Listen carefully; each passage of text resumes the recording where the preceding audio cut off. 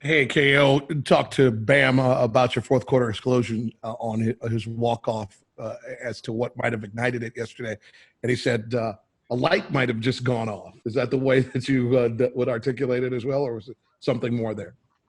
Yeah, I mean, I just made some shots. I obviously saw some opportunities, took advantage of them, and made the most of them. You could have went the other. I mean, you could have missed shots. It doesn't. Stuff just happens. But I was feeling good. I know putting in a lot of reps. These last few weeks here, so it came to fruition. Looked like you were having fun. Any of those particular plays down the stretch give you more delight than the other, or the 31 footer, or the elevation to the rim? No, the one play is, Derek Jones could have, went 360 windmill, but he gave the ball to me to do a nice two-hand dunk. That was my favorite part. Thanks, Bill. Ethan Skolnick. Hey, Kelly. Obviously, you've shot the ball really, really well since the All-Star break. How much of what's happened with you lately and finding your form from there just has to do with just being completely healthy now after what happened last offseason?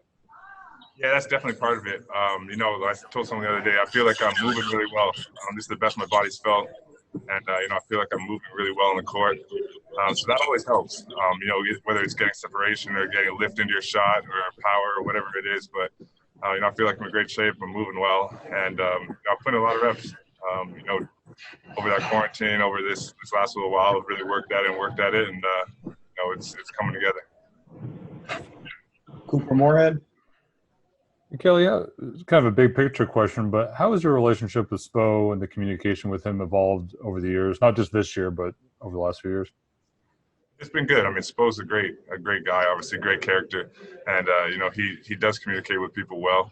I know that's part of what makes him a top tier coach. And for me, it's my role is ever changing, and as is a lot of people on our team. So that communication helps, and it just goes a long way to know what they want of you when you're on the court, and what you can do to help this team win. And he puts that on the plate for you, and it's your job to do it.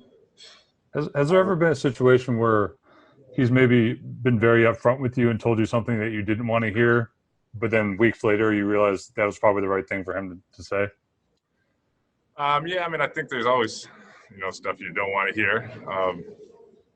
I guess the thing you don't want to hear most is that you're not going to play or you're not in the rotation.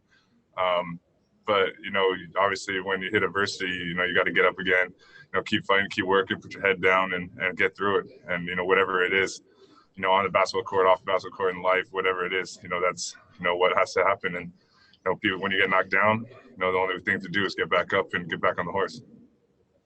Winderman. Kelly, with the setting you guys are in, there's certainly no givens day to day who's there and who's not. So when you get a day like today when Jimmy's not there, Spo always talks to us about next man up, and playing with who you have.